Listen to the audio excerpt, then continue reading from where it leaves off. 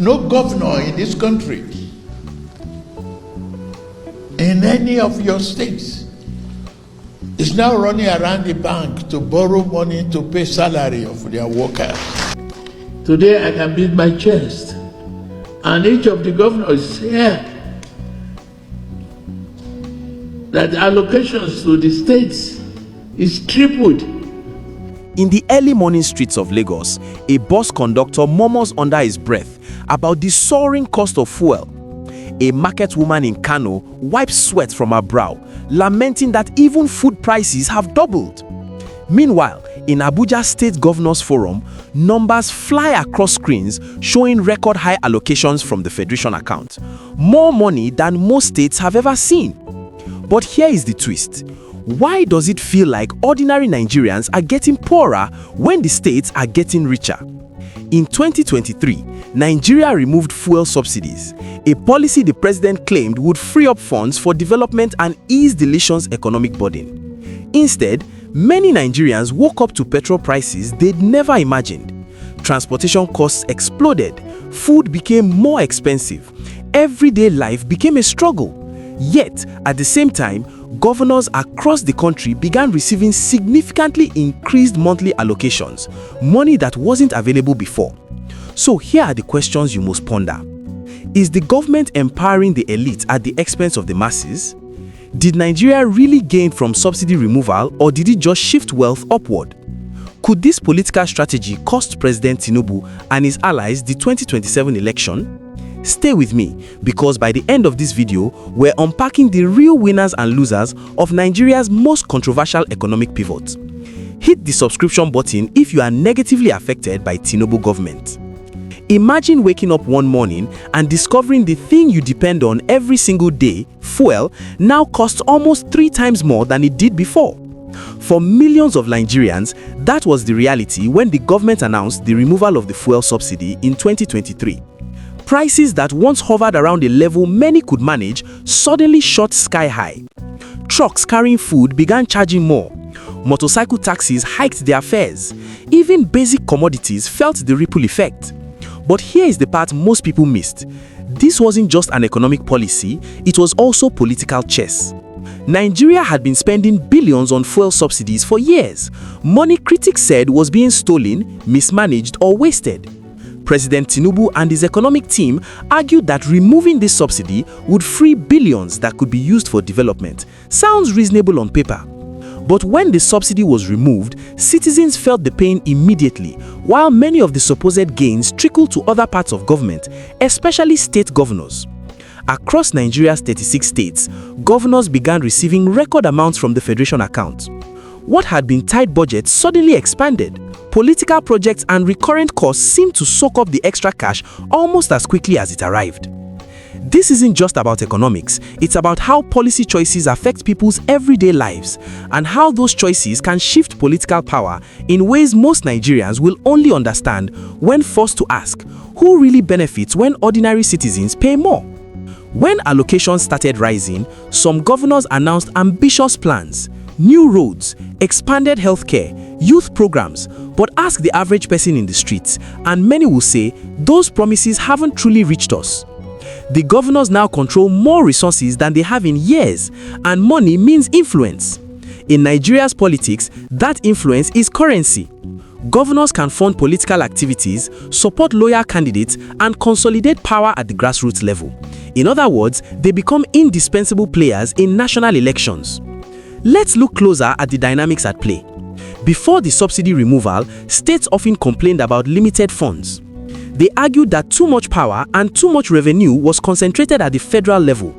With the extra allocations, governors now have more financial autonomy. They can fund projects without always waiting on Abuja. This sounds good on paper: federalism, empowerment, development. But there's a deeper political reality. In Nigeria's patronage-based political system, access to money often translates to loyalty and votes. Governors can direct funds to constituencies and local leaders who in turn mobilize voters during elections. They can amplify federal campaigns, host political rallies, and shape narratives in ways that ordinary citizens struggling with rising costs of living cannot. So the question becomes, are governors being empowered to genuinely serve citizens, or are they becoming strategic partners in preserving political power at the center? On the crowded streets of Kano, Port Harcourt, and Abuja, ordinary Nigerians share a common refrain: life is harder now. And statistics, from inflation to food prices, back up their sentiment. People aren't upset because prices change.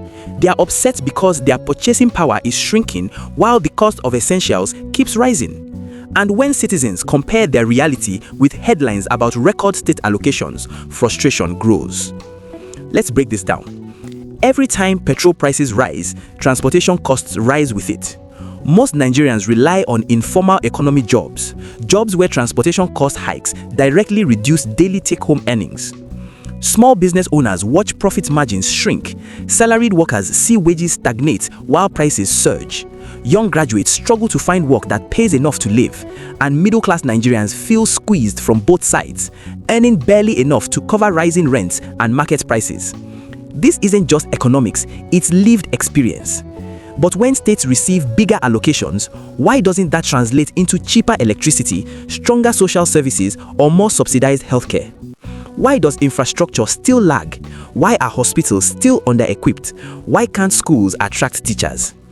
These are the questions ordinary Nigerians ask every day, and questions that political elites often fail to answer convincingly. So we are forced to confront a growing divide, money moving upward into government coffers while the experience of everyday life grows harder for most citizens. And that dissonance is powerful, especially in a democracy where votes come from the masses. Now, this gets strategic. Nigeria's 2027 election is looming, and in politics, timing matters.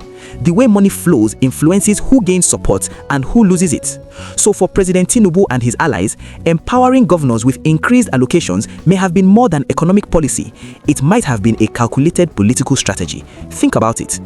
Governors control a lot of votes in their respective states. They control patronage networks, influence local political structures, and can deliver blocks of voters during national elections. So when Nigeria's revenue pie grew, thanks to subsidy removal and other fiscal reforms, channeling parts of it to governors may have strengthened political alliances. From this perspective, governors become not just administrators, they become electoral partners. But here's the catch. This strategy risks alienating ordinary Nigerians if they feel their welfare was sacrificed for political maneuvering. And in a pluralistic society like Nigeria, where tribal and religious allegiances have historically influenced voting patterns, a new force is emerging: economic self-interest. Increasingly, young Nigerians are asking not who is from their tribe or religion, but who can improve their daily lives. They are online, they are informed, they are talking to diaspora communities. And those diaspora voices from London to New York are influencing conversations back home. So while governors may help deliver votes, the people they govern might vote against political elites if their pain isn't addressed. Imagine a Nigeria where voters aren't swayed solely by tribal or religious identity, but by issues, accountability, and performance. That Nigeria is not a fantasy. It's already happening in conversations on social media, diaspora networks, and community discussions across the country. In the 2027 election, the real battlefield might not just be rallies or billboards. It could be mobile phones and informed citizens. Ordinary Nigerians, especially young voters, are more connected than ever. They follow global news, they engage with diaspora voices, they compare policies, and they are increasingly demanding accountability. Let's consider three forces shaping this new voter consciousness. Economic reality. When millions feel the pinch of higher prices and stagnant incomes, they start asking tough questions about leadership and policy outcomes. Digital awareness. Smartphones have turned every citizen into a potential journalist, critic, and influencer, spreading political discourse faster than ever before. Diaspora influence. Nigerians abroad often have comparative perspectives on governance, accountability, and democratic participation. Their voices, shared through WhatsApp, Twitter, TikTok, and YouTube, influence voters back home. This isn't about optimism alone, it's about potential. When voters prioritize development, accountability, and performance over ethnic or religious loyalty, political elites can no longer assume that money allocations and political alliances guarantee electoral victory. The 2027 election could be a watershed moment, a test of whether Nigeria's masses will demand leaders who serve their interests, not just elite interests. And that's the real question this video challenges you to reflect on. Will the enlightened voter rise, or will old politics continue to shape Nigeria's future? If this video helped you understand the real political and economic forces shaping Nigeria's future, like, share, and subscribe, and tell us in the comments, what matters most to you in the 2027 election, economic policy or identity politics? Your voice matters, and your choice could help rewrite Nigeria's story.